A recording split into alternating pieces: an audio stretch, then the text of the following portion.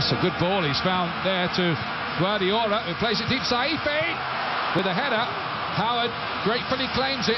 Distribution, brilliant. Landon Donovan, there are things on here for the USA. Can they do it here? Cross, and Dempsey is denied again, but Donovan has scored!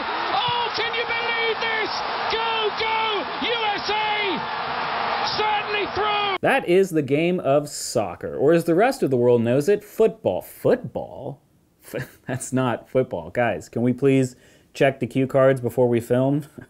Jeez. And this is the hook.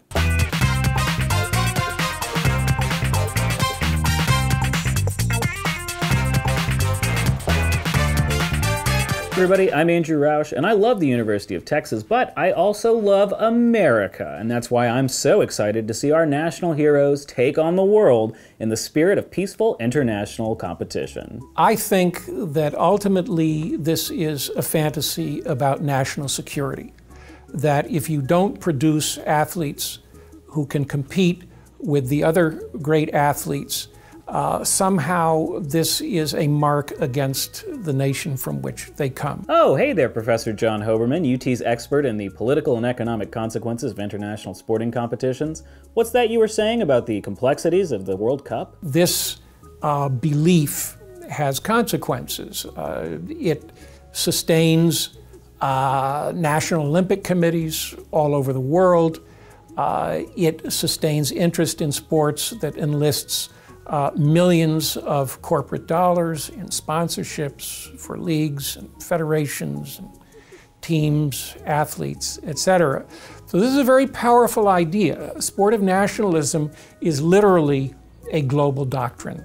Right, but surely these big sporting events are good news for national economies. I think that is 99% nonsense. Well, what about Spain? They won the last World Cup. They had this implosion of the housing market, you've got 25% unemployment, et cetera, et cetera. All right, well, Russia just hosted the Olympics. Vladimir Putin spent $50 billion on a 2-week Winter Olympiad back in February of 2014. That's obscene. When you look at the state of the Russian population, just in health terms. Okay, so what's the big idea here? My point is that fantasies about the imagined positive effects on a country, a body politic, that are associated with glorious athletic victories are powerful fantasies, but they are misleading fantasies.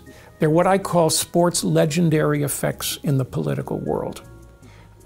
Attractive fantasies that can rarely be reconciled with reality on the ground. Sure, so maybe the economic and political benefits of these kinds of events are questionable, and a large number of international sporting federations face consistent allegations of corruption, but surely there's something good about the World Cup. My answer is that this World Cup is going to generate a lot of entertainment value. And that is the end of my answer. Now we're talking. Corey, do we have some type of man-on-the-street interview?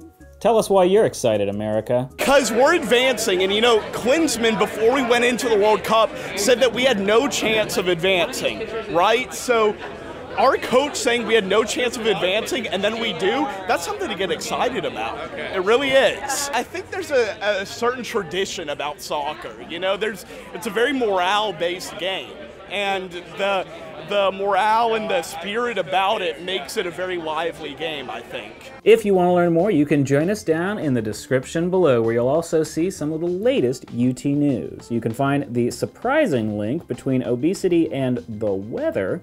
You can see what happened at the Texas Exes Alumni College this year, and you can look back on the career and life of Texas Ex and actor Eli Wallach. We'll be off next week celebrating America, but we'll be back, so don't forget to subscribe either over here on our website or down there on YouTube. And of course, you can meet us on your favorite social media outlets. And until next time, I'm Andrew Roush. Stay hooked. And go USA.